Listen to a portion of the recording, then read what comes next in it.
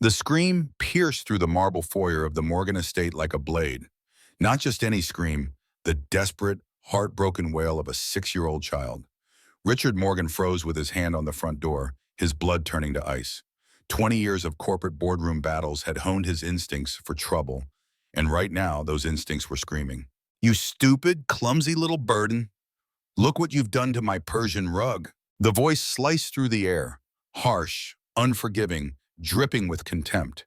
His wife Vanessa's voice, but stripped of its usual honey-coated warmth. This was a voice Richard had never heard before. "Please, Mommy Vanessa, I'm sorry. My crutches slipped when I was trying to reach my water cup. I didn't mean to." The small, desperate voice of his daughter Sophia hit Richard like a physical blow. The grandfather clock in the hall chimed 3. He wasn't supposed to be home until 6. The board meeting had ended early. Sometimes coming home unexpectedly revealed truths hidden in plain sight. Another heartbroken cry propelled Richard forward. He pushed through the heavy oak doors into their opulent living room, and the sight before him stopped him cold. In the center of the room, Sophia sat crumpled on the imported Italian marble floor beside an overturned water cup, her tiny body shaking with sobs. Her special pink crutches, the ones decorated with butterfly stickers that she'd spent an entire Saturday placing just so, lay scattered beside him. Water slowly spread across the antique Persian rug like a stain. But it wasn't the water or the rug that made Richard's stomach clench. It was the look on his daughter's face, a raw mixture of fear, hurt, and worst of all, resignation. As though this wasn't the first time she'd worn that expression. Standing over her, arms crossed, was Vanessa, his beautiful, charming, perfect second wife. Except now her face was twisted with something that looked disturbingly like hatred as she towered over the child. "Vanessa." Richard's voice boomed through the room with such force that the crystal glasses trembled on the mahogany bar. Vanessa spun around, her expression transforming so quickly it was almost comical. Almost. For a split second, just a heartbeat, Richard caught something in her eyes that chilled him more than Sophia's cries. It wasn't just anger or frustration. It was something deeper, darker, something that looked like pure malice. "Richard." Her voice immediately shifted to its usual honeyed tone. She smoothed her blonde hair and adjusted her designer dress as if nothing had happened. "You're home early. Sophia had a little accident with her water. I was just trying to teach her to be more careful with expensive things." Richard looked down at his daughter. Sophia's golden hair hung in tangles around her face, and her big blue eyes, so much like her mother Elizabeth's, were wide with hurt and confusion. Her cheeks were red and blotchy from crying. "Daddy," Sophia whispered, reaching out to him with trembling arms. "I was trying to get my water because I was thirsty, but when I leaned on my crutches wrong, everything fell. I said sorry so many times, but..." Richard knelt beside his daughter, his heart breaking at the sight of her tear-stained face.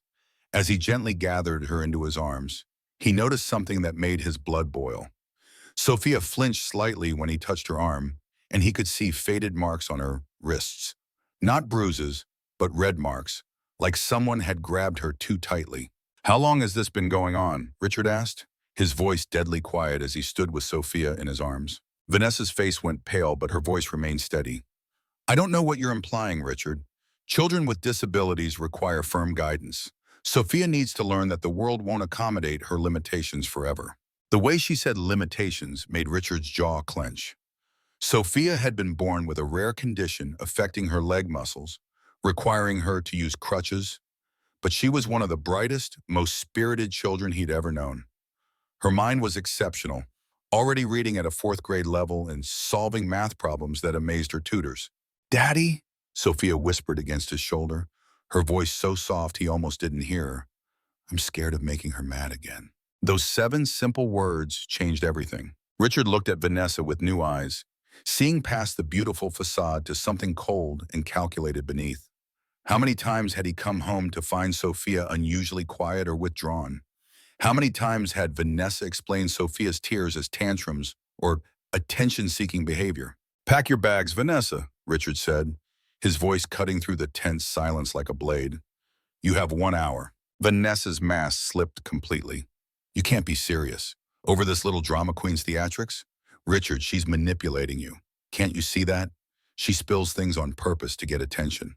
Richard was already walking toward the stairs, carrying Sophia to safety.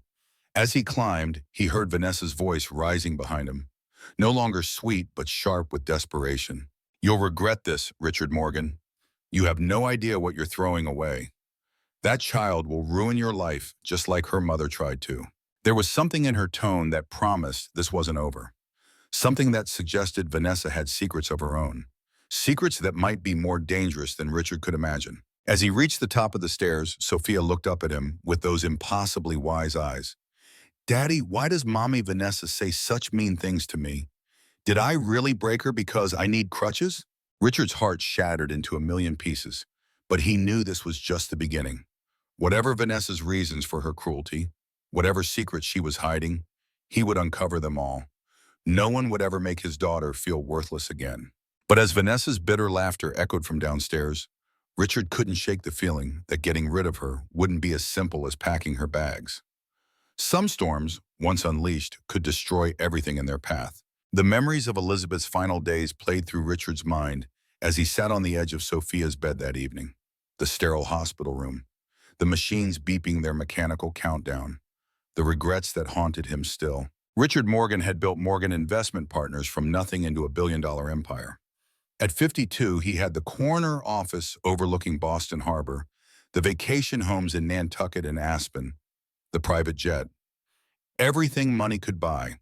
But in those final weeks of Elizabeth's life 2 years ago, none of it had mattered. He'd been too busy closing the Peterson deal to be there when she needed him most. "Sometimes success in business is the biggest failure at home," Elizabeth had whispered during one of her lucid moments near the end. His phone buzzed with another message from the office, the third in the past hour.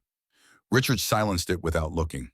Tonight, nothing would pull him away from his daughter. Sophia was asleep now, her butterfly nightlight casting gentle shadows across the room. Pink walls covered with actual framed butterfly specimens, a hobby Elizabeth had started with her. Bookshelves lined with volumes far beyond her grade level. A child's room designed by a mother who knew she might not see her daughter grow up. Richard brushed a strand of golden hair from Sophia's forehead. How had he missed the signs? The gradual withdrawal, the nervous glances whenever Vanessa entered a room. He chalked it up to grief, to the natural adjustment period of a blended family. The truth was, he'd been absent even when physically present, his mind always on the next deal, the next acquisition. Elizabeth had been gone 18 months when he'd met Vanessa at a charity gala.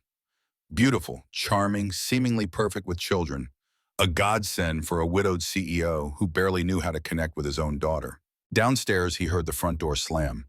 Vanessa leaving, presumably to stay with friends while she gave him space to come to his senses, as she'd shouted before he locked himself in his office.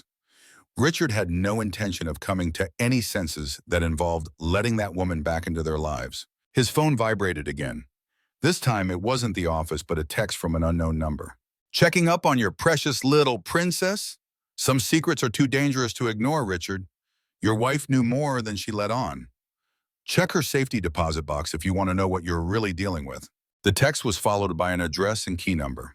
The same safety deposit box Richard had never been able to bring himself to open after Elizabeth's death. It had felt too final, too much like giving up hope. His hands trembled slightly as he set the phone down. How did Vanessa know about the safety deposit box? And what did Elizabeth know that he didn't? A small sound from the doorway made him turn. Sophia stood there in her butterfly pajamas, leaning on one crutch, her eyes still puffy from crying. "Daddy, I need to tell you something important, but you have to promise not to be disappointed in me." Richard moved to her, kneeling to meet her eyes. "I could never be disappointed in you, sweetheart. What is it?" "I've been keeping secrets from you." Sophia's voice was barely above a whisper. "After Mommy Elizabeth died, I started paying attention to grown-up conversations because I was scared someone else might go away." Richard felt a pang of guilt. Of course she would develop hypervigilance after losing her mother. "Mommy Vanessa says mean things about Mommy Elizabeth when she thinks I can't hear. She says Mommy was weak and stupid, and that's why she died. She says I'm going to end up the same way because I have her blood." Rage flared in Richard's chest, but he kept his voice gentle. "And what do you think about that?" Sophia's eyes sparked with intelligence far beyond her 6 years. "I think Mommy Vanessa is scared of something. After Mommy Elizabeth died, I started reading books about feelings because Dr. Roberts said it helps when you're sad. People only say mean things when they're scared or hurt inside. Dr. Roberts was Sophia's child psychologist, someone Richard had hired to help her process her mother's death. The woman had been amazed by Sophia's emotional intelligence and ability to read between the lines of adult behavior. "What else has Vanessa said, sweetheart?" "She talks on the phone sometimes when she thinks I'm taking my afternoon quiet time, but I'm really good at being still and listening." Sophia's voice dropped to a whisper. "She talks to someone about money and papers and about making sure something stays hidden forever." Richard felt a chill run down his spine. "Do you remember anything else?" "She said the name Blackwell a lot, and she always gets really angry when she mentions Mommy Elizabeth's will. She says things like, 'That woman thought she was so smart, and we'll see who gets the last laugh.'" Richard had handled all the legal matters after his wife's death, but Vanessa had been surprisingly interested in the details. At the time, he thought she was just trying to be helpful, ensuring Sophia's future was secure. "Daddy, there's something else." Sophia's voice became even smaller. "Sometimes late at night, I hear Mommy Vanessa in your office. She uses the computer and looks through papers. I know because my bedroom is right above your office, and the old floorboards creak when someone walks around." Richard's blood turned cold. His office contained confidential business documents, personal financial information, and most importantly, all of Elizabeth's personal effects and papers that he'd never been able to bring himself to go through properly. "Sophia, this is very important. Do you know what papers?" "The pink folder with Mommy Elizabeth's name written in pretty letters. And she always looks in the little silver box where you keep Mommy's special jewelry. Sometimes she takes pictures of things with her phone." Richard knew exactly what she meant. Elizabeth's jewelry box contained not just her precious pieces, but also personal letters, photographs, and a key to a safety deposit box that Elizabeth had mentioned before she died, the same one mentioned in the anonymous text. "Daddy, I think Mommy Vanessa isn't really who she says she is. One time I heard her on the phone and she used a different name. She called herself Vanessa Blackwell, not Vanessa Coleman, like she told us." A sound from downstairs made them both freeze. Footsteps in the foyer, too confident and familiar to be the housekeeper who had left hours ago.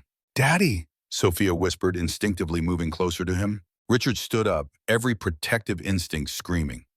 "Stay here, Angel. Lock the door behind me and don't open it for anyone but me." As he moved toward the stairs, Richard's phone buzzed with a text from the same unknown number. "Checking up on your precious little princess? Some secrets are too dangerous to ignore, Richard. Your wife knew more than she let on. Check her safety deposit box if you want to know what you're really dealing with. V." The text was followed by an address and a key number. The same safety deposit box Richard had never opened. His hands shaking, Richard realized that Vanessa hadn't just been emotionally torturing his daughter. She'd been playing a much longer, more dangerous game. And Elizabeth's death might not have been as natural as everyone believed. From upstairs came the sound of Sophia's door locking, followed by her small voice calling out, "Daddy, please be careful. I love you." As the footsteps moved through his house, footsteps that definitely belonged to Vanessa, despite his demand that she leave, Richard realized that his daughter's safety and possibly both their lives depended on uncovering whatever Vanessa had been searching for all these months.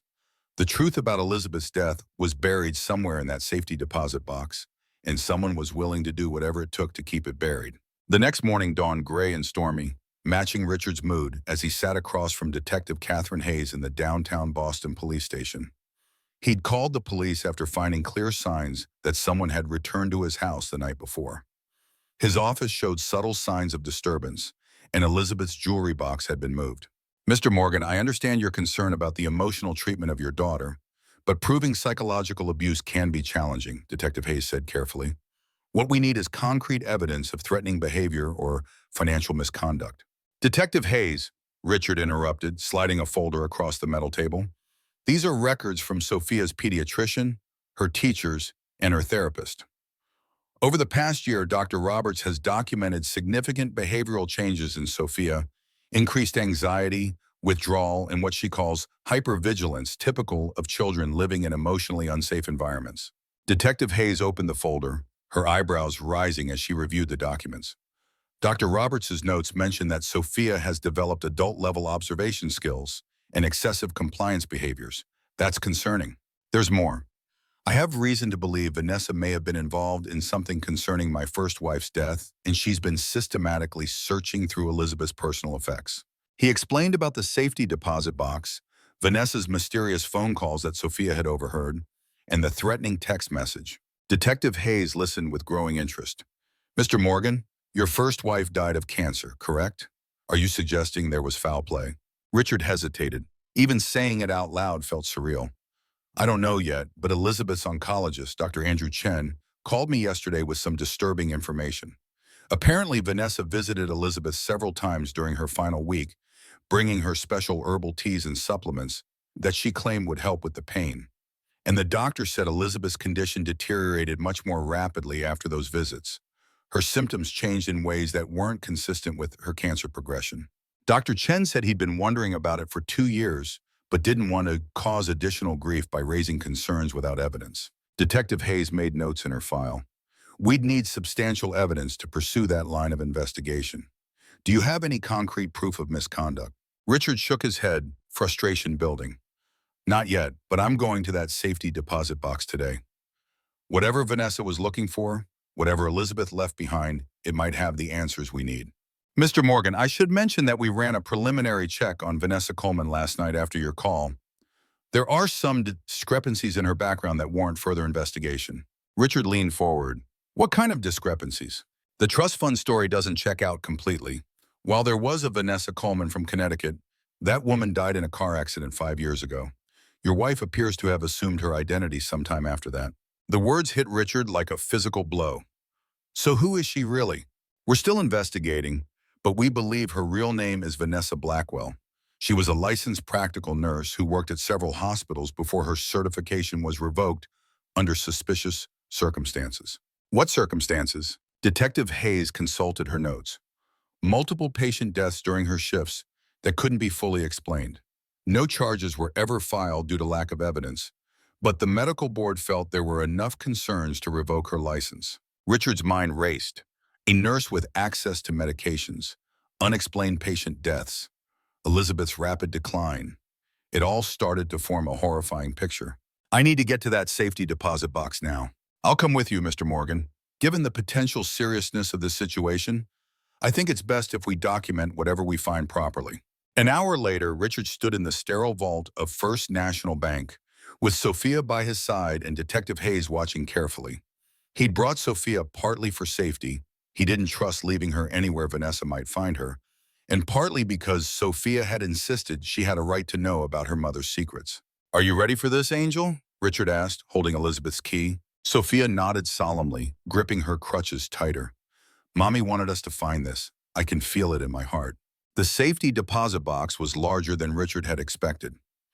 Inside, beneath Elizabeth's important documents and some valuable jewelry, was a manila envelope marked "For Richard if something happens to me." Beside it was a smaller envelope labeled "For Sophia when she's old enough to understand." With trembling hands, Richard opened the larger envelope. Inside were photographs, medical records, and a letter in Elizabeth's handwriting. His heart stopped as he read the first line. My dearest Richard, if you're reading this, then I was right to be afraid of Vanessa. Sophia leaned against him as he continued reading, her advanced reading skills allowing her to follow along. I know this will be hard to believe, but Vanessa is not who she pretends to be. Her real name is Vanessa Blackwell, and she's not a trust fund baby from Connecticut. She's a former nurse who lost her license after being suspected of hastening patient deaths at several hospitals in the Midwest. I hired a private investigator when she started visiting me regularly during my illness. Something about her behavior felt wrong, the way she insisted on preparing my medications, the strange questions about my will and Sophia's trust fund, and especially the way she looked at our daughter when she thought no one was watching. Richard, I believe Vanessa has been slowly poisoning me. The symptoms I've experienced in my final weeks aren't consistent with my cancer progression. I've hidden evidence in our home. Look behind the false panel in our bedroom closet. There's a recording device there that captured several of her phone conversations with someone she calls Jason. The most frightening discovery is what I learned about her true intentions. Vanessa sees Sophia as an obstacle to accessing my trust fund and your wealth. The will I filed last month leaves everything to Sophia until she turns 25, with you as trustee. Vanessa gets nothing if she's not married to you, and even less if something happens to you both. I'm so sorry I can't protect you both myself, but please don't let her win. Don't let her hurt our precious girl. There's more evidence in the smaller envelope, but wait until Sophia is older to share it with her. All my love always, Elizabeth. P.S. Dr. Andrew Chen has been asking questions about my treatment. He's a good man who truly cared about helping me. Trust him if you need medical expertise to prove what Vanessa has done. Richard's hands were shaking so violently he could barely hold the letter. Sophia, reading over his shoulder with her advanced abilities, had gone very pale but remained remarkably composed. "Daddy," she whispered. "Mommy knew Mommy Vanessa was dangerous." Among the other documents were bank statements showing large payments to Vanessa under her real name, dating back 8 months before Elizabeth's death. There were also medical records from 3 different hospitals where Vanessa had worked, all showing patterns of unexplained patient deaths during her shifts. What made Richard's stomach turn was a photocopy of research Vanessa had apparently been doing. Internet searches about inherited diseases, children's life insurance policies, and methods of making accidents appear natural. But the most chilling discovery was a handwritten note in Vanessa's writing. Child's condition makes perfect mother. Accidents happen to disabled children all the time. No one questions tragedy when it seems inevitable. Richard felt Sophia stiffen beside him as she read those words. "Daddy, is that about me?" Before Richard could answer, his phone rang. Unknown number. "Richard." Vanessa's voice was different now.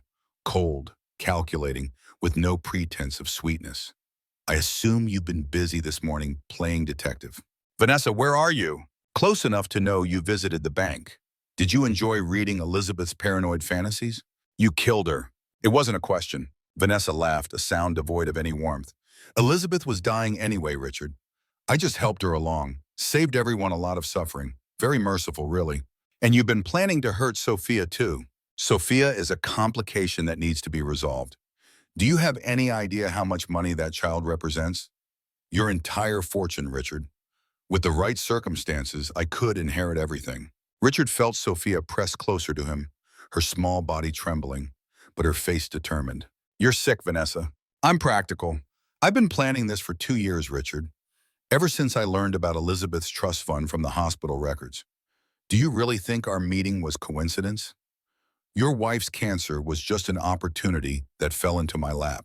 The police know everything now, Vanessa. Dr. Chen has been asking questions and they're investigating Elizabeth's death."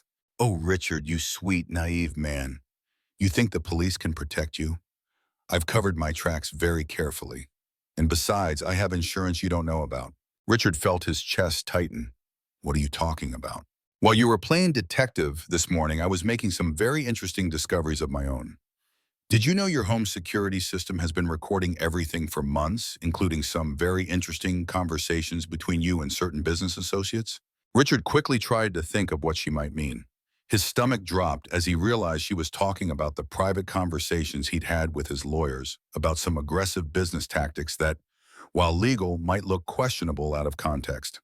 "I've also been documenting some very interesting financial transactions," Vanessa continued. "Amazing how easy it is to make legitimate business dealings look suspicious when you present them the right way. Offshore accounts, cash transactions, meetings with people who have interesting backgrounds." "You're bluffing." "Am I? Check your email, darling. I've sent you a little preview of what I've compiled. If anything happens to me, copies of everything go to the FBI, the IRS, and several financial crime investigators. Your business empire won't survive the scrutiny." Richard's phone buzzed with an email containing documents that made his blood run cold. Vanessa had somehow obtained financial records and communications that, when taken out of context, could indeed make his legitimate business practices look criminal. "What do you want, Vanessa?" $50 million transferred to an account I'll send you details for. In exchange, I disappear forever, and all the evidence against you vanishes. And if I refuse, then you'll spend the next decade in federal prison while I raise your precious Sophia as my own daughter. And Richard, I'll make sure she understands every day that her daddy chose greed over her safety." The line went dead. Richard looked at the evidence spread before him. Proof of Vanessa's guilt, but also proof that she'd been planning this trap for years. She'd anticipated his every move, prepared for this moment. Sophia tugged on his sleeve. "Daddy, she's lying about some things." Richard looked down at his daughter. "What do you mean, Angel?" "The recording she says she has? I know where the security system keeps its files because I asked Mr. James to show me last year when I was worried about strangers. The system only keeps recordings for 30 days unless someone specifically saves them, and Mommy Vanessa doesn't know the password to save them permanently. Richard stared at his daughter, realizing once again that her intelligence might be their salvation. And Daddy, I know something else important. When Mommy Vanessa talks to Jason on the phone, she uses the speaker sometimes because she thinks I can't hear from upstairs. But sound travels really well through the old heating vents in our house. What did you hear, Angel? Jason isn't just helping her for money. He's scared of her too. She has something on him. Something about a fire at a hospital where people died. I think she's been making him help her by threatening him. Richard felt a spark of hope. If Vanessa was blackmailing Jason, then maybe they could turn him against her. There's something else, Daddy. Yesterday, when I was supposed to be napping, I saw Vanessa in your office again. But this time, she was taking papers out of your safe, not just looking at them. I think she's been stealing important documents for a long time. Richard's heart raced. If Vanessa had been stealing business documents, that was a federal crime that could land her in prison regardless of anything else. Sophia, do you think you could remember exactly which papers you saw her take? I don't think I could remember them, Daddy. But I took pictures with my tablet because I was worried she was stealing from you. Richard stared at his remarkable daughter. While he'd been blind to Vanessa's schemes, Sophia had been quietly gathering evidence with the instincts of someone far older and wiser. Should I show the pictures to Detective Hayes? Sophia asked. Before Richard could answer, his phone buzzed with another text from Vanessa. Time's ticking, Richard. And just so you know, I'm not the only one watching your daughter today. Make the wrong choice, and you'll never see her again. Richard felt ice in his veins as he realized Vanessa's threat had just escalated from financial ruin to kidnapping. But as he looked at his brown, intelligent daughter, he realized that Vanessa had made one crucial mistake. She'd underestimated Sophia Morgan, and that might be the key to stopping her once and for all. Daddy, I'm scared, Sophia admitted quietly. But I think I know how we can catch her.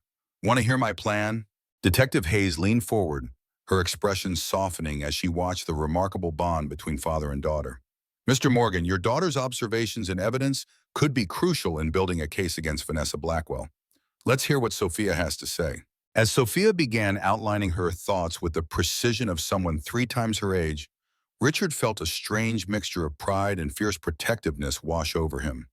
His daughter had been carrying this burden alone for months, using intelligence and courage far beyond her years to document evidence against a woman who was systematically destroying their family. He'd missed 2 years of truly knowing his daughter, too consumed by grief and work to see the extraordinary person she was becoming. But that ended today. From this moment forward, Richard Morgan would be the father, the protector that Sophia deserved. Whatever it took, whatever the cutting, he would keep his daughter safe and bring Vanessa Blackwell to justice. Some storms, once unleashed, could indeed destroy everything in their path. But Richard was about to show Vanessa that she had unleashed something far more powerful than any storm. The love of a father for his child, and there would be nowhere on earth she could hide from that. The muted gray light of dawn seeped through the windows of the Morgan estate as Richard watched Sophia sleeping. She'd finally drifted off around 3 in the morning, exhausted from the emotional turmoil of the day. He hadn't slept at all, his mind racing with fragments of evidence and half-formed plans. 24 hours ago, his world had made sense. Now, nothing did. Richard Morgan had built an empire by anticipating his opponent's next moves. In boardrooms across Boston, they called him the chess master. But Vanessa had played a game he hadn't even known was happening. His phone vibrated silently in his pocket. Detective Hayes. Morgan, he answered, moving quietly into the hallway. We need to meet as soon as possible. We've uncovered some information about Vanessa Blackwell that changes everything. 30 minutes later, Richard watched Sophia carefully as she packed a small butterfly-themed backpack with the precision only children possess. Her favorite books, the stuffed rabbit Elizabeth had given her, the tablet containing evidence that might save their lives. Daddy, we need to find people who can help us, Sophia said, zipping the backpack closed. Good people who will believe us about Mommy Vanessa. The simple wisdom in her words struck Richard deeply. When had his 6-year-old daughter become the wisest person in his life? That's exactly what we're going to do, Angel. Detective Hayes is going to help us, and we're going to find all the evidence we need to stop Vanessa. Sophia nodded solemnly, her eyes older than her years. I know where to start looking, Daddy. The Boston Police Department's conference room felt sterile and cold. its overhead fluorescent lights casting harsh shadows across the faces gathered around the table. Detective Hayes stood at the head, case files spread before her like a grim mosaic. Mr. Morgan, I've asked our department psychologist, Dr. Matthews, to join us. She's reviewed Dr. Roberts' reports on Sophia's behavioral changes over the past year. Dr. Matthews, a woman with kind eyes and silver-streaked hair, nodded toward Richard. The pattern of psychological distress your daughter exhibits is textbook for children living with emotional abuse. The hypervigilance, the advanced observation skills, the excessive compliance, these are survival mechanisms children develop in threatening environments. Richard felt the weight of guilt pressing down on him. How had he not seen it? I thought she was just grieving her mother, he said, his voice hollow. I thought the quiet behavior was sadness. Children are remarkably resilient and adaptive, Dr. Matthews replied gently. Sophia appears to have channeled her intelligence into protecting herself. That's quite extraordinary for a child her age. Detective Hayes tapped a file folder on the table. We've done a deeper background check on Vanessa Blackwell. What we found is disturbing. She handed Richard a series of documents, each more chilling than the last. Employment records from 5 different hospitals across 3 states. Internal investigations, medical board hearings. Vanessa Blackwell worked as a nurse for nearly 10 years. During that time, at least 18 patients under her care died under questionable circumstances. The pattern was subtle enough that no single death raised alarms, but when viewed collectively, Hayes let the implication hang in the air. She was never charged? Richard asked, scanning the documents. No concrete evidence. Most victims were already seriously ill. Their deaths could be attributed to their conditions. But the medical board eventually saw the pattern and revoked her license 4 years ago. And then she disappeared, Richard concluded. Until she resurfaced as Vanessa Coleman, Hayes confirmed.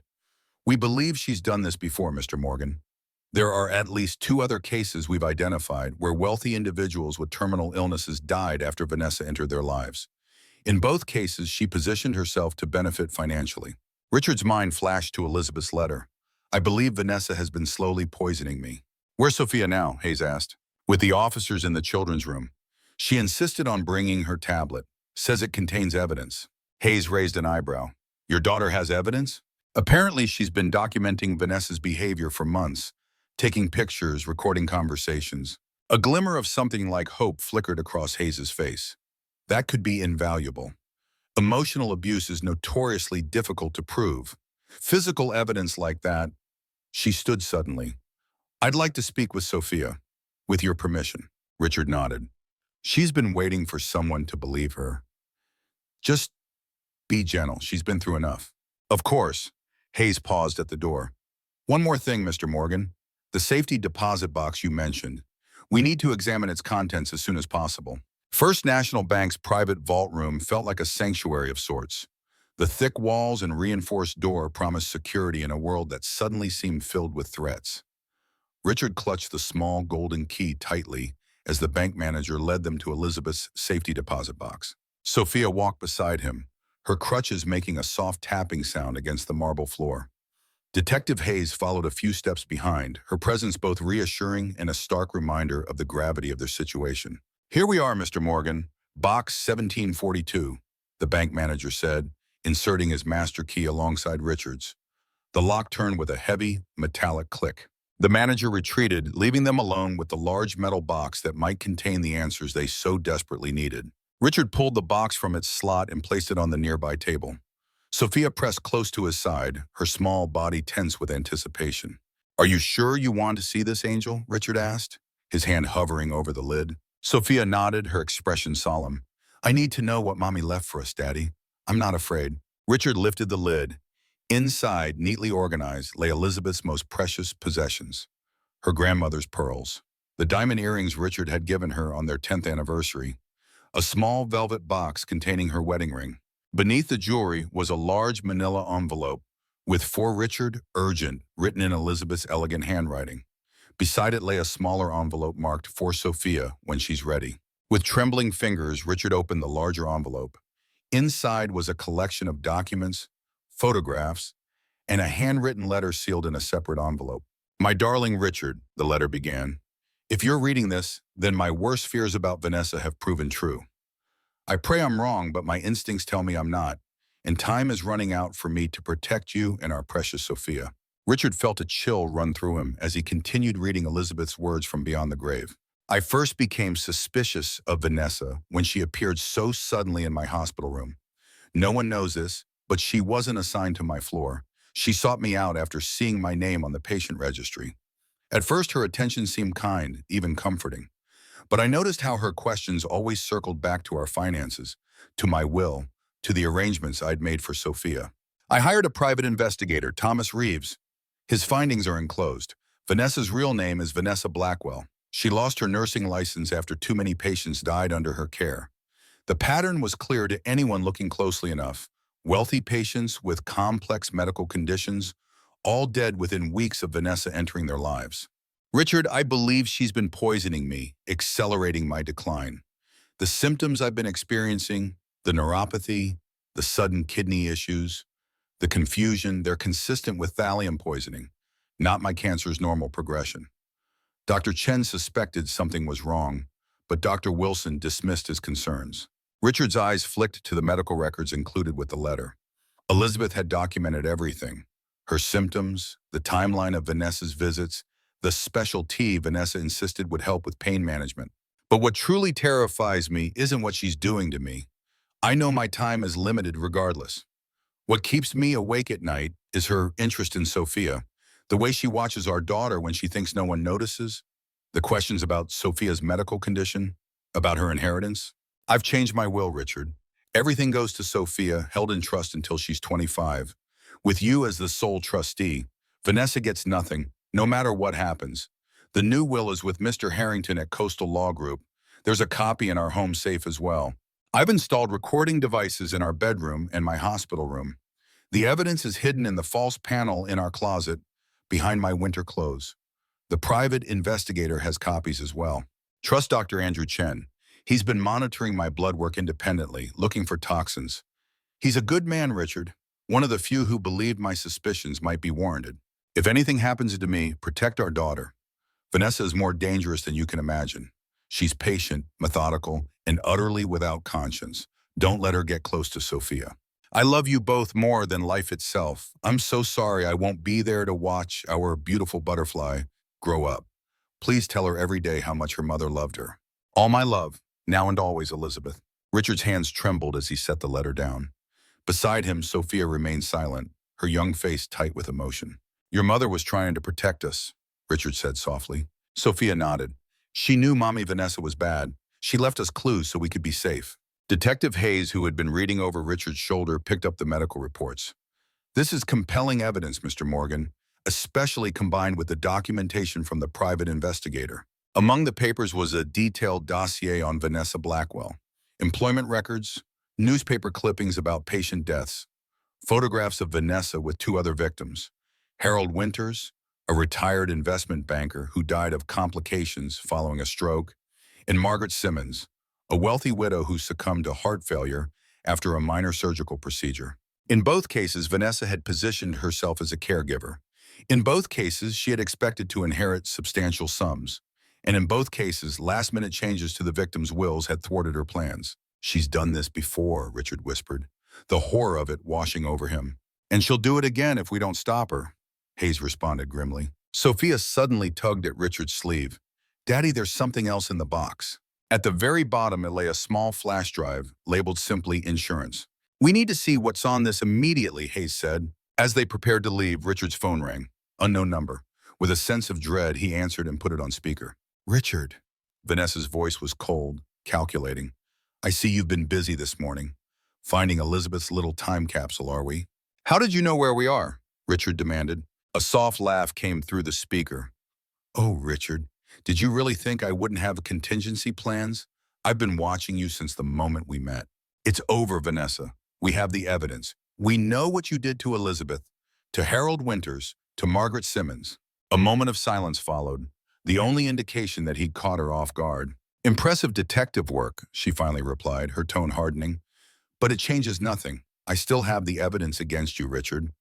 Financial records that raise some very interesting questions about Morgan Investment Partners' business practices. Wire transfers to offshore accounts.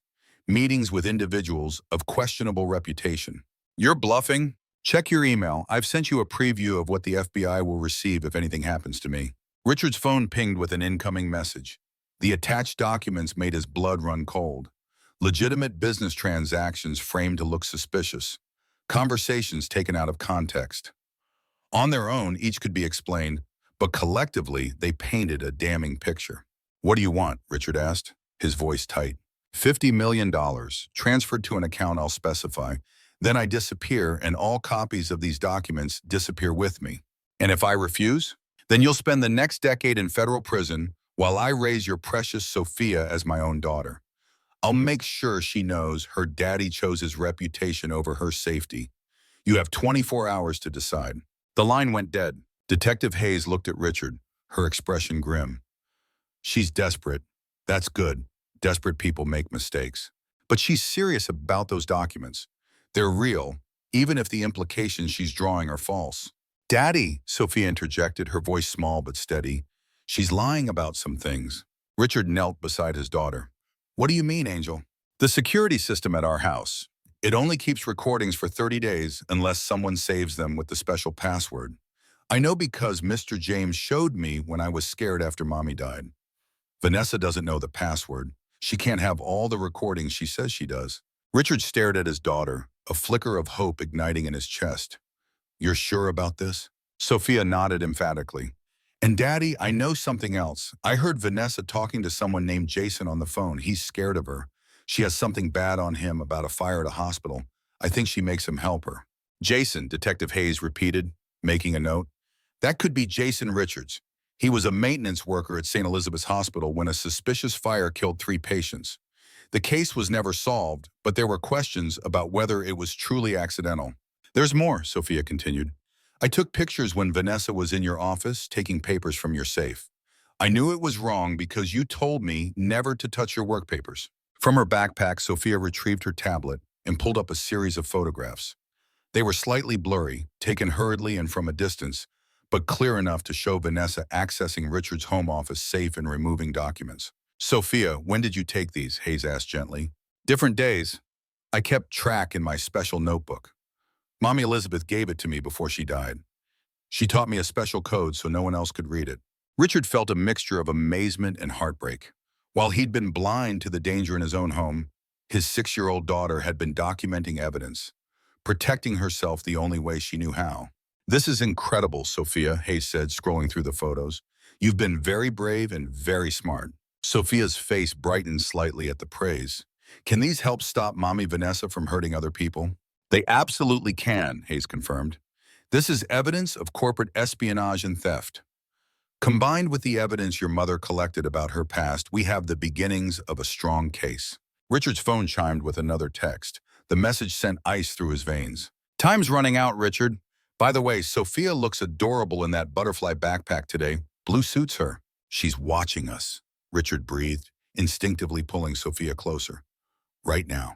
Detective Hayes was immediately on her radio, ordering officers to secure the bank perimeter. But Richard knew it was too late. Vanessa was already gone. We need to get Sophia somewhere safe, he said urgently. Somewhere Vanessa would never think to look.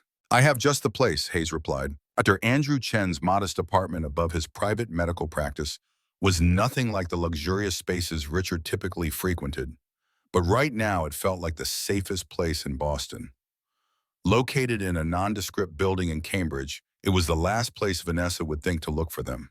I've been waiting 2 years to bring that woman to justice, Dr. Chen said, pouring coffee for Richard and hot chocolate for Sophia. Elizabeth was special, not just as a patient. She saw things others missed. In his early 50s, with salt and pepper hair and kind eyes behind wire-rimmed glasses, Andrew Chen had been Elizabeth's primary oncologist before Dr. Wilson had taken over her case. The transition had never sat right with Chen, but hospital politics had forced his hand. She trusted you, Richard said. In her letter, she specifically mentioned you were one of the few who believed her suspicions. Chen nodded, his expression somber. I noticed the inconsistencies in her decline. The symptoms didn't match the progression we would expect with her type of cancer. When I raised concerns, Dr. Wilson dismissed them. Said I was too emotionally attached to my patient. Were you? Richard asked quietly. A faint smile crossed Chen's face. Elizabeth had that effect on people. She made you care, made you want to move mountains to help her. But my concerns were professional, based on medical evidence. From her position on Chen's comfortable sofa, Sophia watched the men talk, her eyes moving from one to the other with that uncanny perceptiveness that sometimes unnerved Richard. Dr. Chen knew Mommy was being poisoned, she stated matter-of-factly. He tried to help her. Chen looked at Sophia with a mixture of sadness and admiration. Your mother was very brave, Sophia, and very smart, just like you. She told me to watch for signs if people were being mean or dishonest, Sophia replied. She taught me before she got really sick. Richard felt a pang in his chest. Elizabeth had been preparing their daughter, knowing she might not be there to protect her. Dr. Chen, Hayes interjected, we need to establish a solid medical case for Elizabeth Morgan's poisoning. Do you have any samples, tests, anything that might prove thallium or another toxin was present? Chen moved to his desk and retrieved a medical file. I kept independent records of Elizabeth's blood work, ordered extra tests when Wilson wasn't looking. I found elevated levels of thallium on 3 separate occasions. Why didn't you report this? Hayes asked, examining the lab results. I tried, filed reports with hospital administration, even contacted the medical examiner after she died. But without more evidence, without a chain of custody for the samples, they wouldn't pursue it. Wilson had already documented her death as cancer-related. Case closed. Not anymore, Hayes said firmly. These tests, combined with Elizabeth's own documentation and the pattern established in Vanessa's previous cases, give us enough to exhume the body and conduct a proper toxicology screening. Richard flinched at the thought of disturbing Elizabeth's rest, but knew it was necessary. There's something else, Chen added hesitantly. Elizabeth gave me a hair sample just before she died. Hair stores toxins, creates a timeline of exposure. I've kept it secure, with proper documentation. It's admissible evidence. You've had this for 2 years? Richard asked, incredulous. Chen's expression was pained. Without someone believing her claims, without someone in law enforcement willing to pursue it, the evidence alone wasn't enough. I've been waiting, watching Vanessa, knowing someday she would show her true nature. As if on cue, Richard's phone buzzed with another message. The clock is ticking, Richard. 18 hours left. I wonder where you're hiding. Not with that self-righteous Dr. Chen, I hope. He always was too nosy for his own good. Richard's blood ran cold. She knows. Hayes was immediately alert. We need to move, now. Too late, Chen said, moving to the window. There's a black SUV that's passed by twice in the last 5 minutes. Tinted windows. Richard pulled Sophia close. Is there another way out? Service entrance through the back of the clinic, emergency stairs. Hayes drew her weapon. I'll call for backup. Get Sophia out of here. Head for the safe house we discussed. As they moved towards the door, Chen grabbed his medical bag. I'm coming with you. That hair sample is crucial evidence, and I'm not letting it out of my sight. Richard nodded, lifting Sophia into his arms. Stay close. They moved swiftly through Chen's clinic, past examination rooms and medical equipment, toward the rear service entrance. Richard could hear Hayes behind them, her voice low and urgent as she radioed for support. As they reached the service door, a sound from the front of the clinic froze them in place.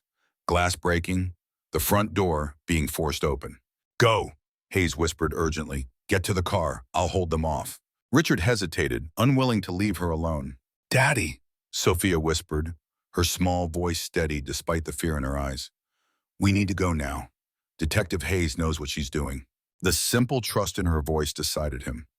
Richard pushed through the service door, Chen close behind, and they emerged into the alley behind the medical building. A nondescript sedan waited at the end of the alley, the unmarked police vehicle Hayes had arranged. They moved toward it quickly, the sound of raised voices echoing from inside the clinic. Richard had just reached for the car door when he heard it, the unmistakable sound of a gunshot from inside the building. Chen looked back, his face pale. We can't leave her. We have to get Sophia to safety, Richard countered, though every instinct screamed at him to go back. A second shot rang out, followed by the wail of approaching sirens. Dr. Chen, Sophia said suddenly, her voice unnaturally calm. The man at the end of the alley, is he supposed to be there? Both men turned to see a figure standing at the far end of the alley, blocking their path to the main street. Tall, broad-shouldered, dressed in black. That's not police, Chen muttered. The car, Richard urged, yanking open the door and placing Sophia inside. Get in! As Chen climbed into the back seat, Richard slid behind the wheel, thanking Providence that Hayes had left the keys in the ignition. The engine roared to life, and Richard threw the vehicle into reverse, away from the approaching figure who had now broken into a run. The sedan shot backward out of the alley, narrowly missing a delivery truck as it entered the street. Richard spun the wheel, shifting into drive, and accelerated away from Chen's clinic just as police cruisers screamed around the corner toward the building. "Where do we go?" Chen asked, his voice tense. "The safe house is compromised if they knew to find us here," Richard replied, checking the rearview mirror for signs of pursuit. "We need somewhere Vanessa would never expect." From her seat beside him, Sophia spoke up. "I know where, Daddy. Take us to where Mommy used to go to think, where the butterflies are." Richard glanced at his daughter, understanding dawning. The butterfly garden at the conservatory. Mommy said it was her special place.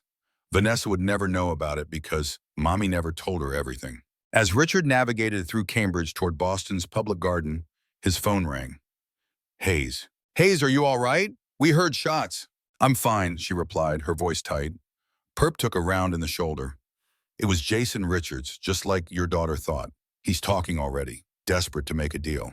"What's he saying?" "Vanessa's been blackmailing him for years over that hospital fire.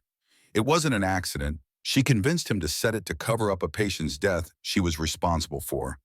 She's got a whole network, Morgan. This is bigger than we thought." "What do you mean?" "Richards says there is another partner, someone close to your family, working with Vanessa from the beginning. Someone who helped her get access to Elizabeth's medical records, who introduced her to your social circle." Richard's mind raced. Someone close to their family? Who could possibly? A sudden realization hit him. Dr. Wilson, Elizabeth's oncologist. "Bingo.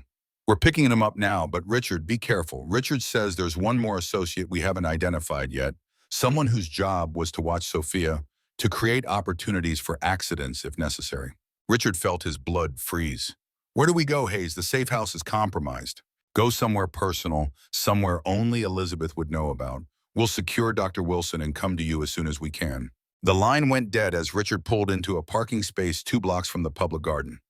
The butterfly garden Sophia had mentioned was in a secluded section of the conservatory, a quiet, peaceful place where Elizabeth had often gone during her early treatment days.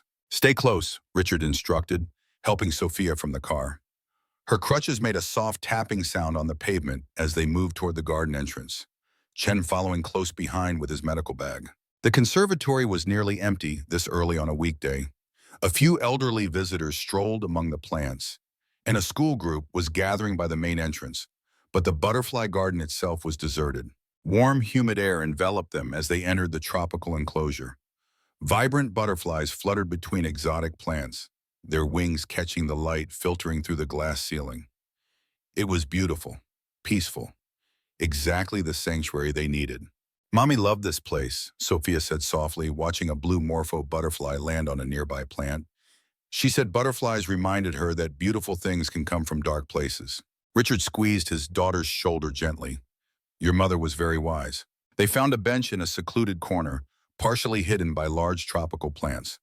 Chen set his medical bag beside him, his expression somber. "What happens now?" he asked quietly. "We wait for Hayes to secure Wilson. Once they have him in custody, we'll know more about Vanessa's operation. Then we end this, once and for all." Richard's phone vibrated with another message. Unknown number. "You can't hide forever, Richard. 12 hours left to decide. Sophia would look so pretty in black for your funeral." The naked threat sent rage coursing through him. This woman had killed his wife, threatened his daughter, destroyed his sense of security in his own home. And she was still out there, still dangerous. "Richard," Chen said suddenly, his voice tight, "that man by the koi pond, he's been watching us since we sat down." Richard turned casually, as if admiring a nearby butterfly display. A tall man in a Park Services uniform stood by the ornamental pond, ostensibly checking the water quality. But his attention was clearly focused on their secluded bench. "Could be harmless," Richard murmured. "Could be police protection," Hayes sent. "Or it could be Vanessa's other associate," Chen countered, "the one who was supposed to watch Sophia." At the mention of her name, Sophia stiffened beside Richard. "Daddy," she whispered, "that's Mr. Matthews, my physical therapist." Richard felt a chill run down his spine. Sean Matthews had been working with Sophia for nearly a year, recommended by Dr. Wilson after Elizabeth's death. The man had access to their home, knew Sophia's routine, had gained their trust completely. "Are you sure, sweetheart?" Richard asked, careful not to look directly at the man again. Sophia nodded. He's wearing different clothes, but that's him. Why is he here, Daddy? We don't have therapy today. The implications were horrifying. The physical therapist would have intimate knowledge of Sophia's condition, would know exactly what kind of accident might seem plausible given her medical history. And he'd been in their home countless times, alone with Sophia. We need to call Hayes, Chen whispered, reaching for his phone. Before he could dial, Matthews looked directly at their secluded bench. Their eyes met, and in that instant, Richard knew they'd been discovered. Matthews dropped all pretense, his hand moving inside his jacket as he started walking purposefully toward them. Run, Richard said, standing and pulling Sophia to her feet. Now. Chen grabbed his medical bag as Richard lifted Sophia into his arms.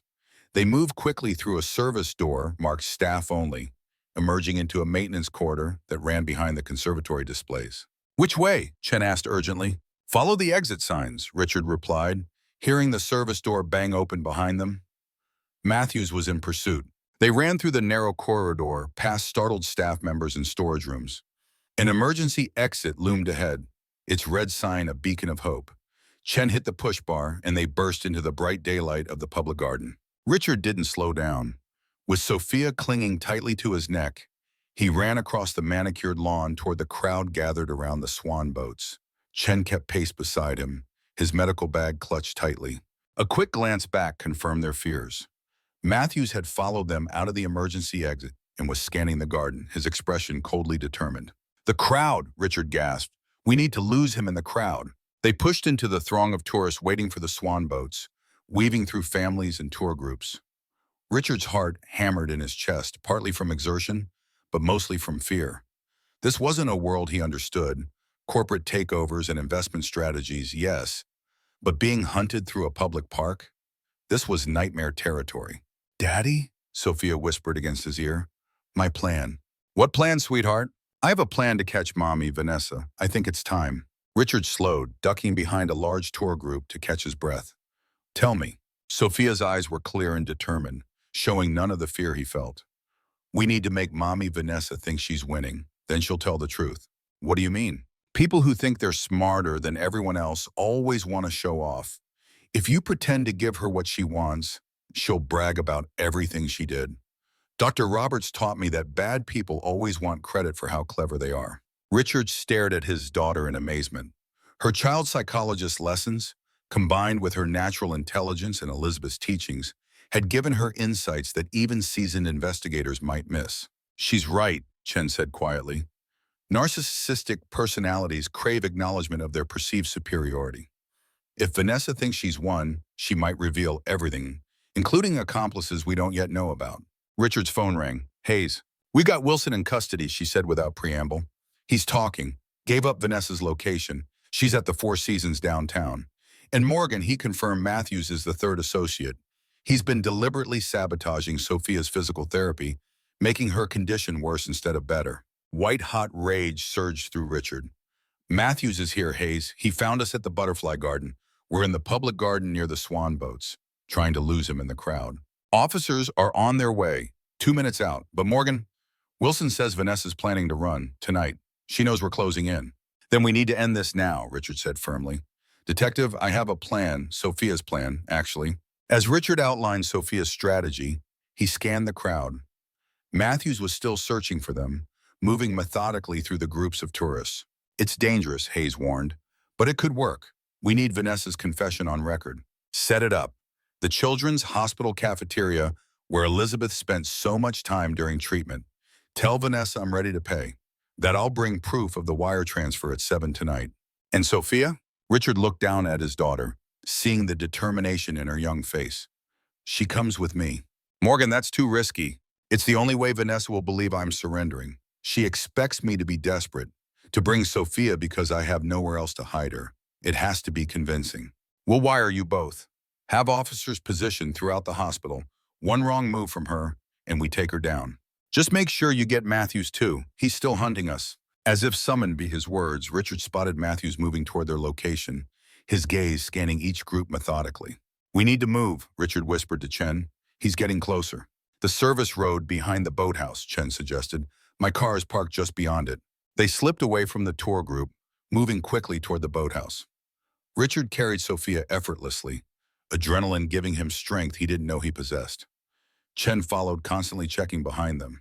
They had almost reached the service road when a shout rang out. "Morgan!" Matthews had spotted them. He broke into a run, pushing tourists aside as he pursued them.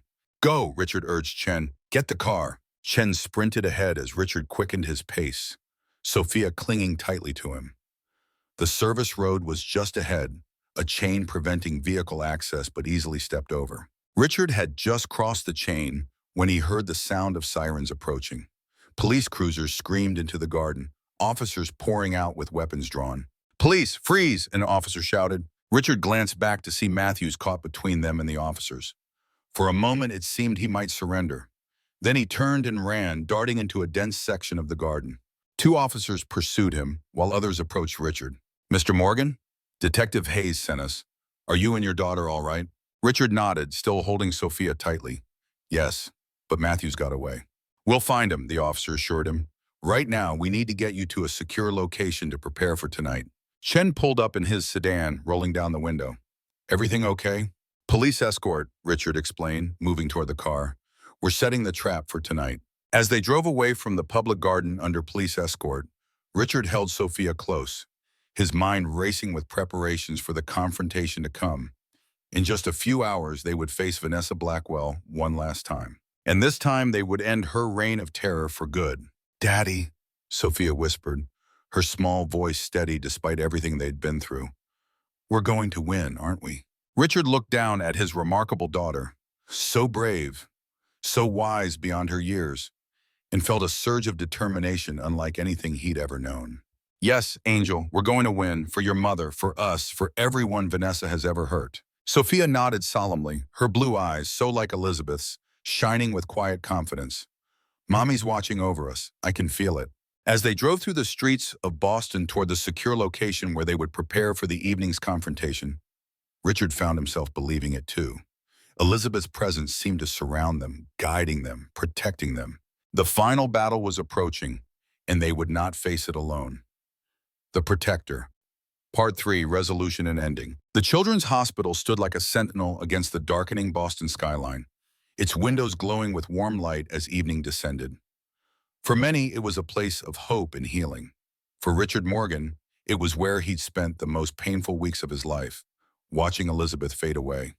And now he was returning to confront the woman who had hastened his wife's death. Richard adjusted the tiny microphone concealed beneath his collar. Sophia's small hand gripped firmly in his. The weight of what they were about to do pressed down on him like a physical force. "Testing, testing." Detective Hayes' voice came through the nearly invisible earpiece.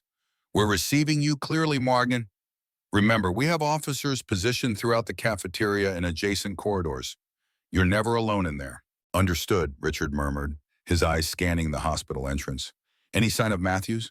"Nothing yet, but we have his photo at every entrance. He won't get near you." Richard knelt before Sophia, whose butterfly-adorned crutches gleamed under the hospital lights. She wore a simple blue dress, Elizabeth's favorite color on her, and a look of determination that broke Richard's heart. No 6-year-old should have to face what she was facing tonight. "Angel, are you absolutely sure about this? You can still wait with Dr. Chen in the secure room. You don't have to—" "I do, Daddy," Sophia interrupted, her voice soft but unwavering. "Mommy Vanessa won't tell the truth if I'm not there. She needs to think she's winning. Dr. Roberts says people like her always want to show how smart they are." Richard marveled at his daughter's courage and insight. All these months, while he'd been blind to the danger in his own home, Sophia had been studying her enemy with the methodical precision of someone far beyond her years. "If at any point you feel scared or want to leave," "Yeah, Mom," "you give me our signal. One tap on your butterfly necklace, remember?" Sophia nodded solemnly. "I remember, Daddy, but I won't be scared. Mommy Elizabeth is watching over us." With a deep breath, Richard stood and led Sophia through the automatic doors into the hospital. The familiar antiseptic smell hit him immediately, awakening memories he'd tried to bury. Elizabeth's frail form in the hospital bed, the machines beeping their countdown, his own absence during critical moments, too consumed with work to recognize the precious time slipping away. "Second floor, East Wing cafeteria," Hayes reminded him through the earpiece. "Vanessa's already there, corner table by the windows. She came alone, but stay alert. We still haven't located Matthews." The elevator ride to the second floor seemed to take an eternity. Richard used each passing second to center himself, to focus on the task ahead. This wasn't a boardroom negotiation or a high-stakes investment. This was justice for Elizabeth, protection for Sophia, the most important confrontation of his life. As they exited the elevator, Sophia's crutches made a rhythmic tapping sound against the polished floor. Richard noticed how her spine straightened, how her expression shifted to one of vulnerability and fear, a deliberate transformation that chilled him. His 6-year-old daughter was preparing to act her part in this dangerous drama. "She needs to think she's winning, Daddy," Sophia whispered, sensing his concern. "That's how we'll catch her."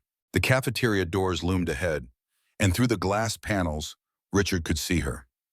Vanessa sat alone at a corner table, elegant in a black dress that seemed almost funereal. Her golden hair was pulled back in a severe style that accentuated her sharp cheekbones and cold blue eyes.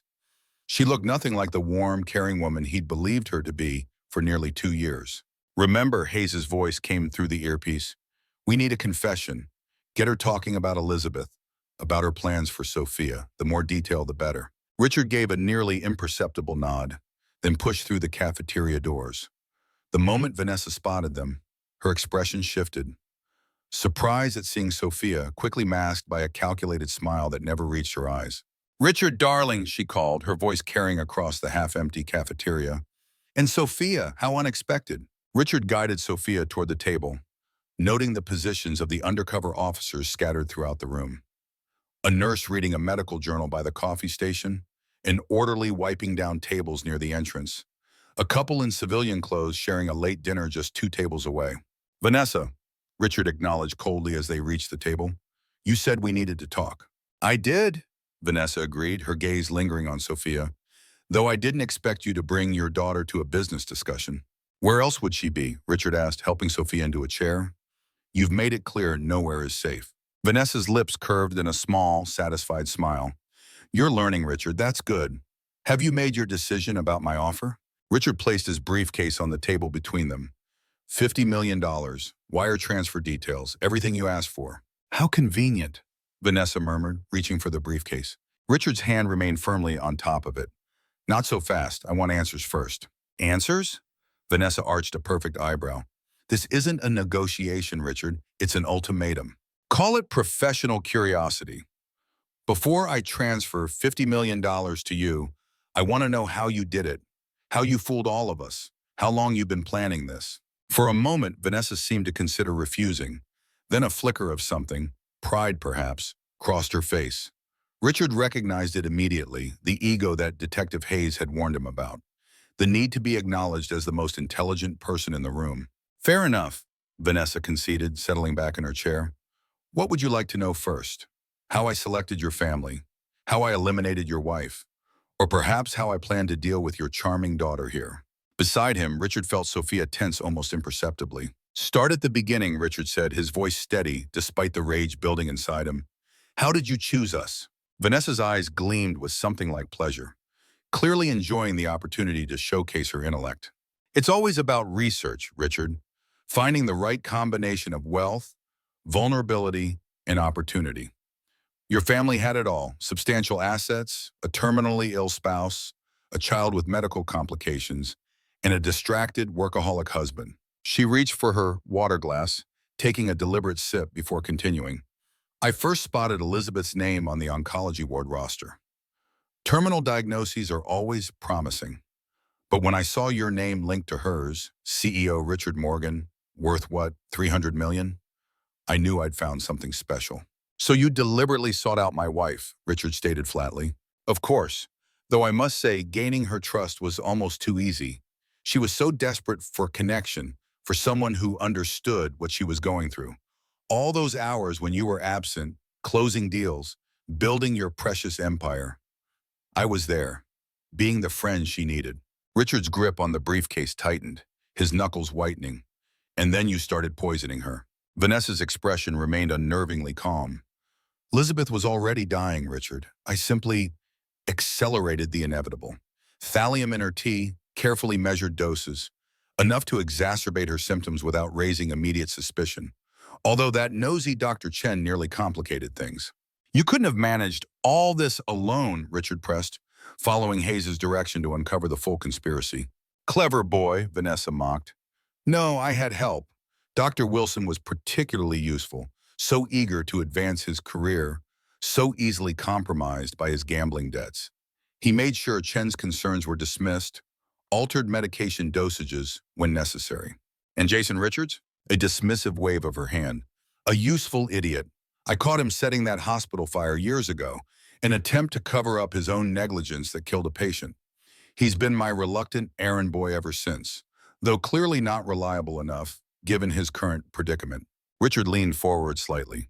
And where does Sean Matthews fit into all this? For the first time, surprise flickered across Vanessa's perfect features. You know about Matthews? Impressive detective work. He tried to grab Sophia at the conservatory this morning, Richard said. We got away. Sean always was overzealous, Vanessa sighed. His job was simply to monitor Sophia, to ensure her physical therapy actually hindered rather than helped, creating a foundation for a believable accident when the time was right. Sophia made a small, wounded sound beside Richard. Not entirely acting. The betrayal of her trusted therapist was genuine. Why? Richard asked, his voice low with controlled fury. Why target a child? Why not just take the money and disappear? Vanessa's eyes hardened. Because your precious Elizabeth was too clever for her own good. That last minute will change, leaving everything in trust for Sophia. It ruined years of planning. I needed to be your wife to inherit directly, with Elizabeth's trust fund locked up until Sophia turned 25. With you as sole trustee, well, that created complications. Complications you plan to eliminate. Life is full of tragic accidents, Richard, especially for children with special needs. Statistics show they're far more likely to experience fatal falls, medication errors, all manner of unfortunate incidents. Vanessa's gaze drifted to Sophia, cold and calculating. One small push down the right staircase, one accidental overdose of her medication. Richard felt physically ill, but forced himself to continue. And after Sophia, what was the plan for me? Vanessa's smile returned, sharp as a blade. Grief-stricken widowers who lose their only child often succumb to depression. Suicide rates are remarkably high. Or perhaps another accident, a brake line failure on that Bentley you love so much. I'm flexible. You're a monster, Richard whispered. I'm a survivor, Vanessa corrected, and a good one. This isn't my first success story, you know. Harold Winters, Margaret Simmons. They were practice runs in a way. Wealth in the low millions, simpler family structures.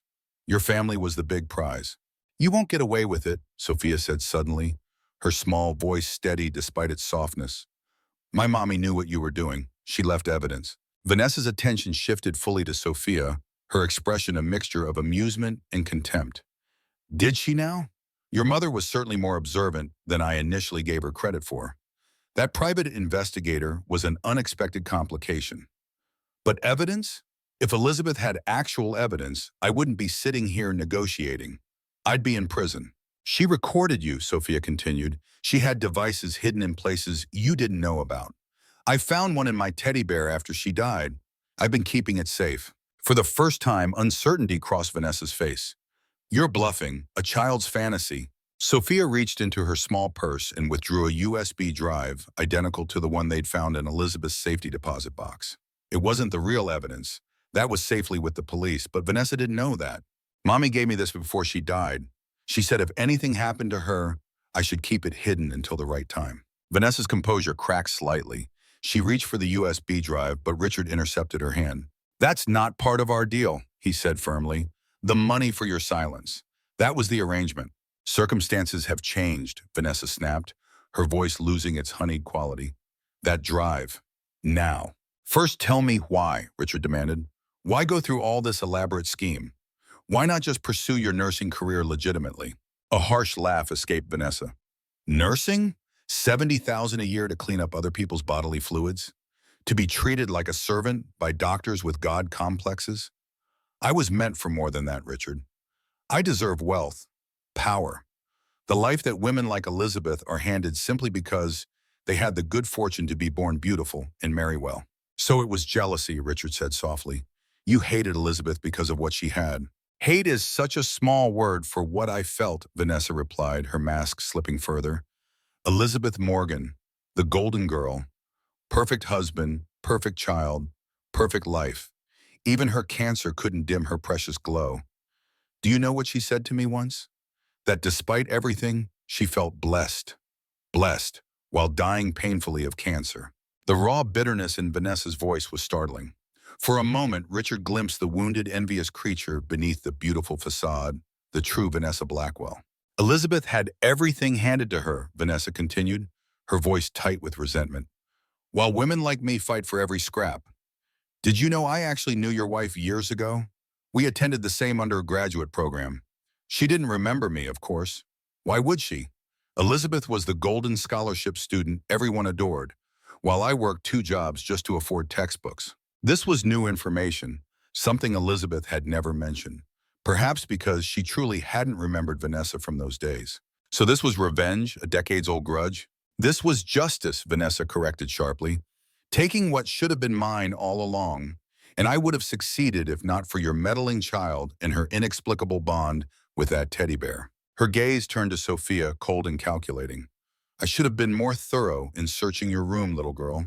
A mistake I won't make again. The threat hung in the air, unmistakable.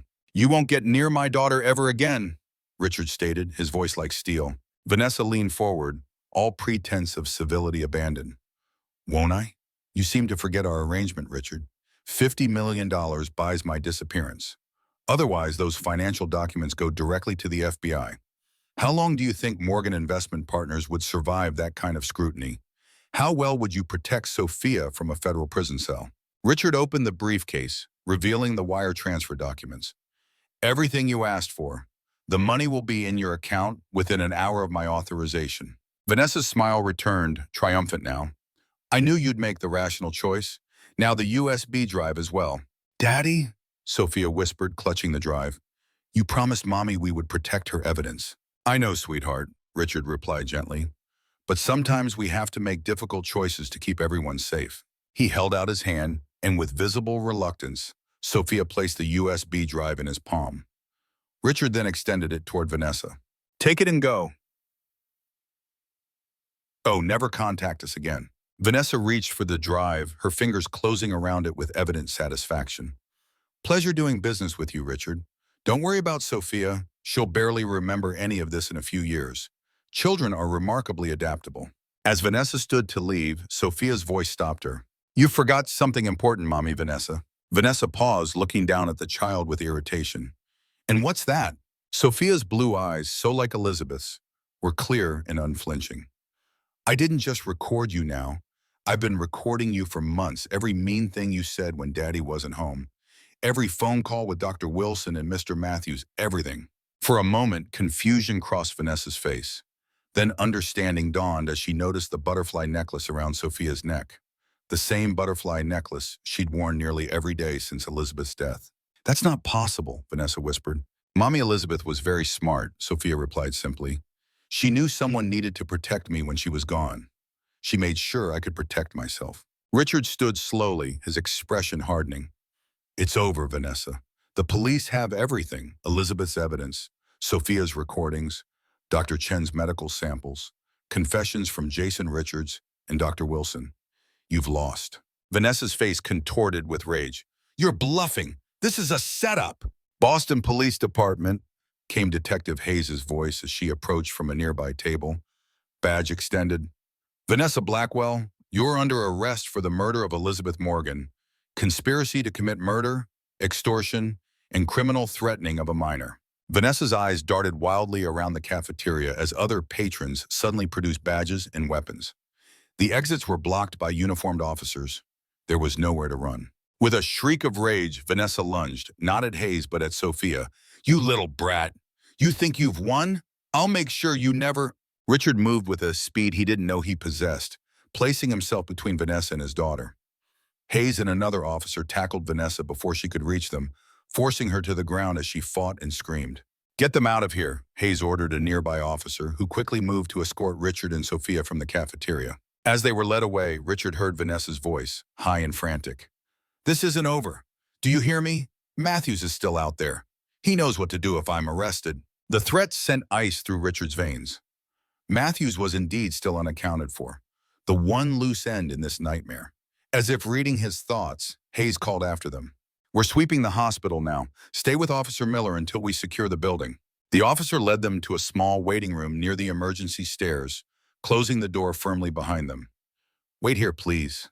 Detective Hayes will come for you when it's safe." Left alone, Richard knelt before Sophia, checking her for any sign of distress. "Are you okay, Angel? You were so brave in there." Sophia nodded, her composure finally breaking as she threw her arms around Richard's neck. "I did what Mommy taught me.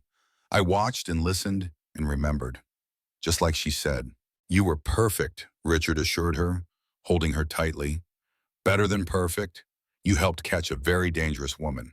"Is it really over, Daddy?" Before Richard could answer, the waiting room door opened. Both turned, expecting Officer Miller or Hayes. Instead, Sean Matthews stood in the doorway, his face twisted with desperate determination. "Not quite over," Matthews said quietly, closing the door behind him. "Sorry about this, Mr. Morgan. Nothing personal."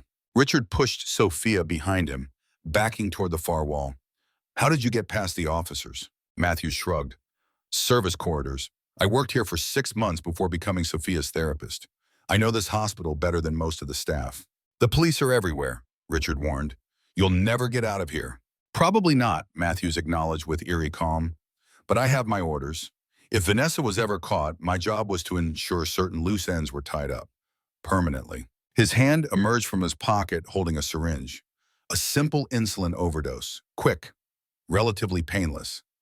Given Sophia's medical history, it would look like a tragic medication error during the stress of her mother's arrest. Richard's mind raced, searching for options. The emergency button was on the wall behind Matthews. The only other exit was a door leading to a small bathroom. They were trapped. "Why are you doing this?" Richard asked, playing for time. "Vanessa is in custody. You could make a deal, like Richards and Wilson. Testify against her." Matthews shook his head. "You don't understand. Vanessa owns me, has for years, ever since Chicago." "The hospital fire," Richard realized. "She has evidence against you." "3 people died because of my negligence," Matthews said quietly.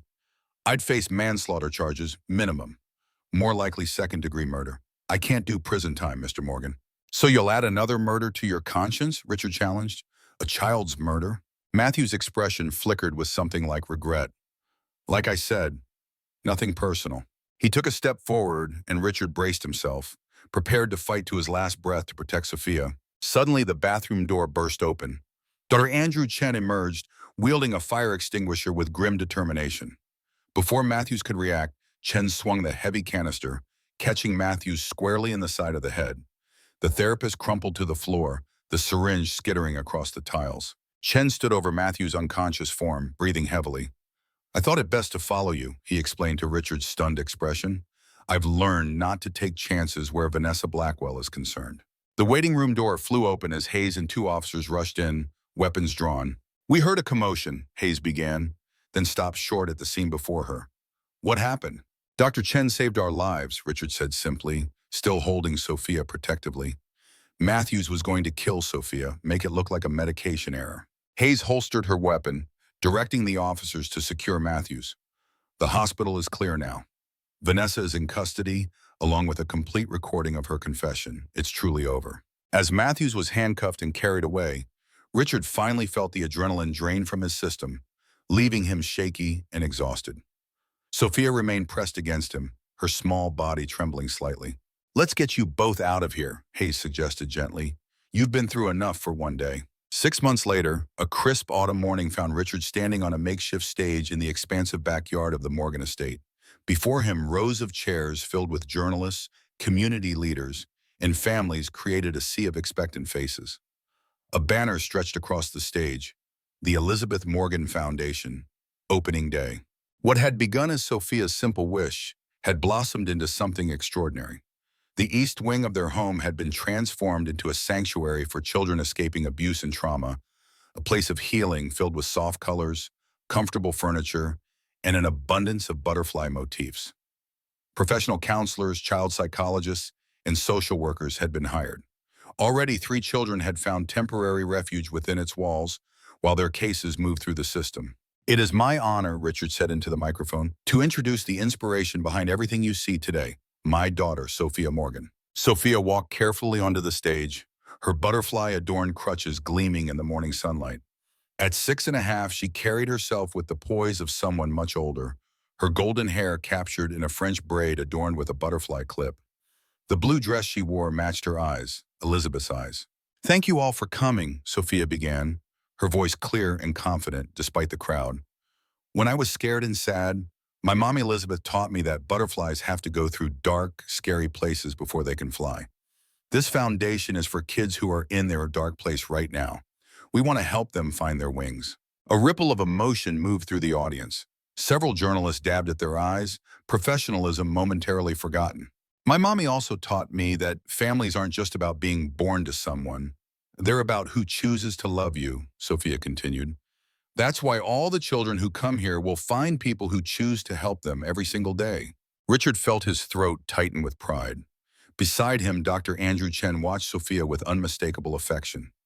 In the months since Vanessa's arrest, Chen had become a fixture in their lives, first as a supportive friend, then as something more integral. The DNA test had confirmed what Richard had already come to suspect. Chen was Sophia's biological father. The revelation might have destroyed some men, might have bred resentment or rejection. But for Richard, who had watched this remarkable child face down evil with courage beyond her years, biology seemed insignificant compared to the bonds of love and protection they had forged through trauma. "And now," Sophia said, "I'd like to introduce my daddy and Dr. Chen, who will tell you more about our programs." As Richard and Chen stepped forward, their shoulders nearly touching, a murmur rippled through the audience.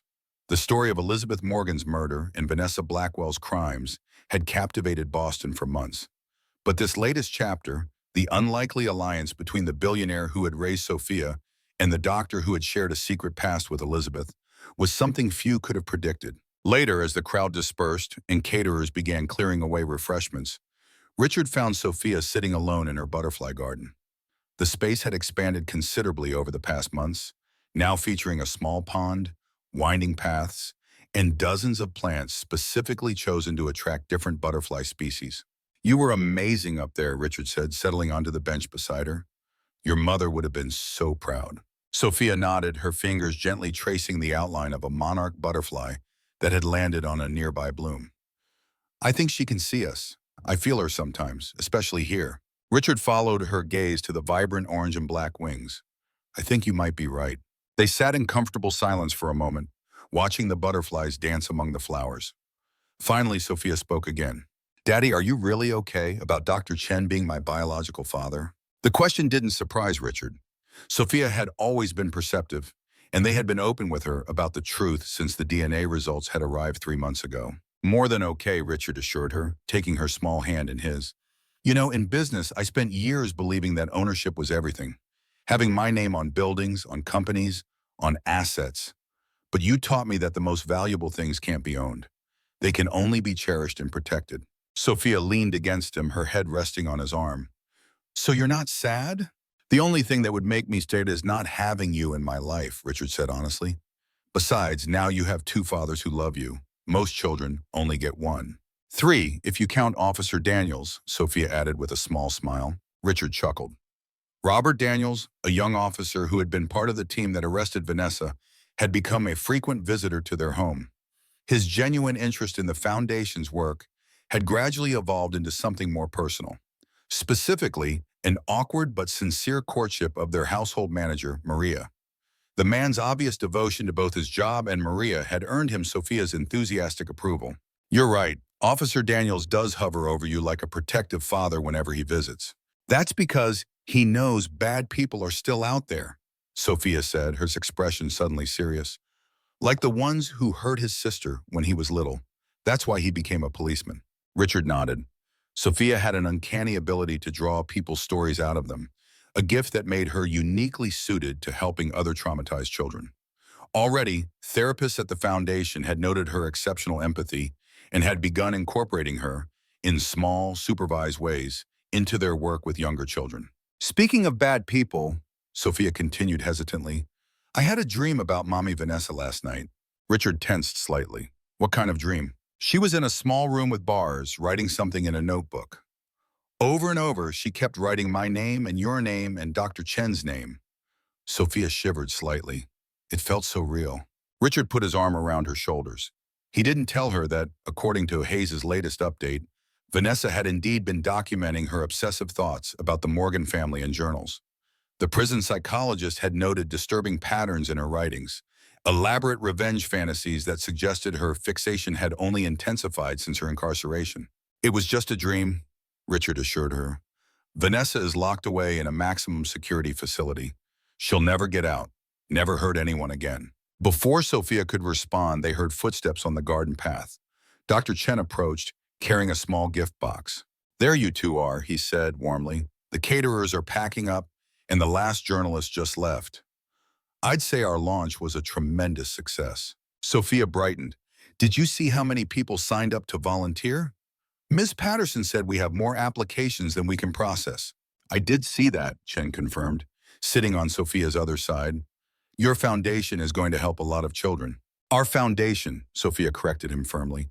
"It belongs to all of us, just like our family." Chen smiled, his eyes meeting Richard's over Sophia's head, an exchange of silent gratitude for the grace with which they had all navigated the complex truths of their connection. "I have something for you," Chen said, presenting the small box to Sophia.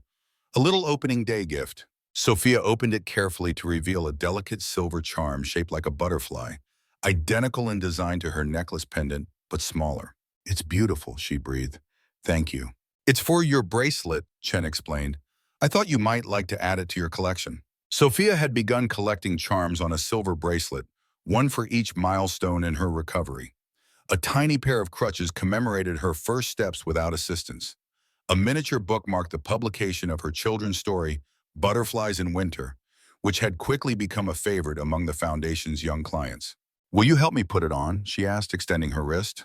As Chen fastened the new charm to her bracelet, a comfortable silence fell among the three of them. It was these moments, quiet, ordinary instances of connection, that had gradually healed the wounds Vanessa had inflicted. Not dramatic gestures or grand revelations, but the steady accumulation of small kindnesses and shared purpose. "Dr. Chen," Sophia said suddenly, "do you think we should tell Daddy about the surprise now or wait until dinner?" Chen laughed. "I thought we agreed on dinner." "Tell me what?" Richard asked, looking between them. Sophia and Chen exchanged conspiratorial glances. "Well," Chen began, "Sophia and I have been talking about making our arrangement a bit more official." "Official?" Richard echoed. "He wants to adopt me," Sophia explained matter-of-factly, "even though biologically I'm already his daughter. That way, legally, I'd have two daddies instead of just one daddy and one doctor who visits a lot." Richard stared at Chen, momentarily speechless. "It would be a second-parent adoption," Chen clarified quickly. "I'm not trying to replace you or take anything away. Quite the opposite. I want to formalize my commitment to both of you, to this family we've created." "What do you think, Daddy?" Sophia asked, watching Richard's face intently. Richard considered the question seriously. A year ago, the suggestion would have been unthinkable. A threat to his identity as Sophia's father, an invasion of his relationship with his daughter.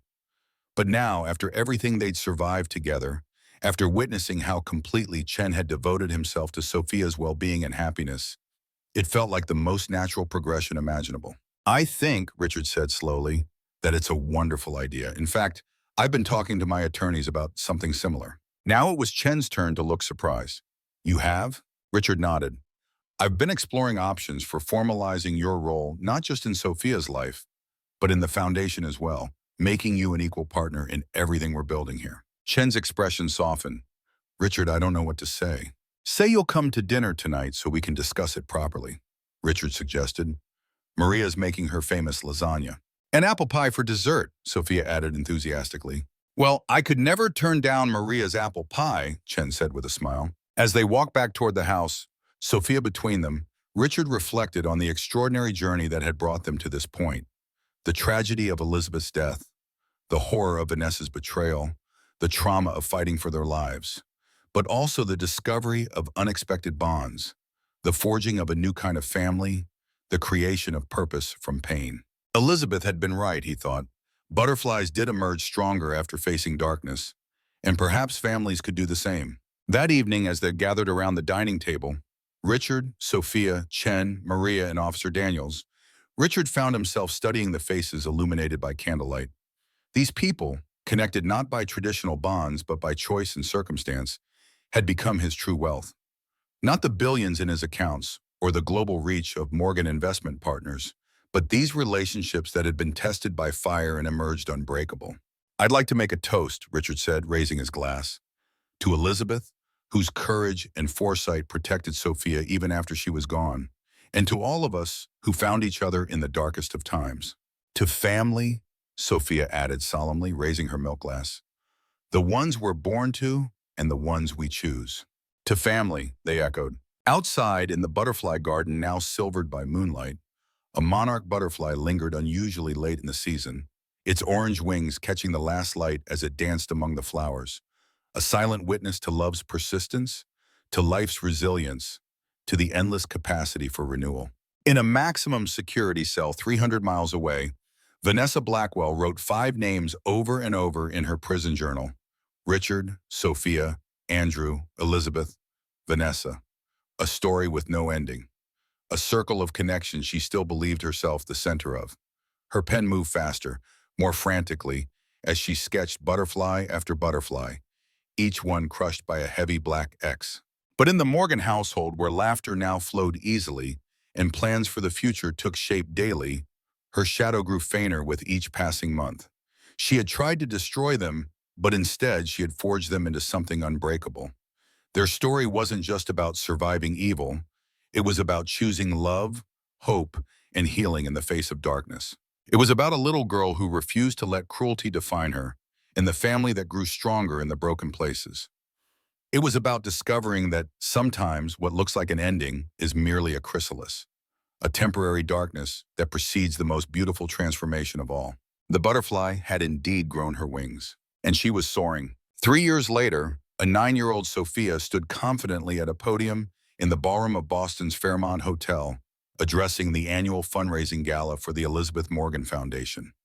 Her crutches, now decorated with intricate hand-painted butterflies, leaned against the podium, though she used them less frequently these days thanks to innovative physical therapy and a series of minor surgeries. "When I was 6, she began, a very bad person tried to hurt me and my family. For a long time, I was scared and sad.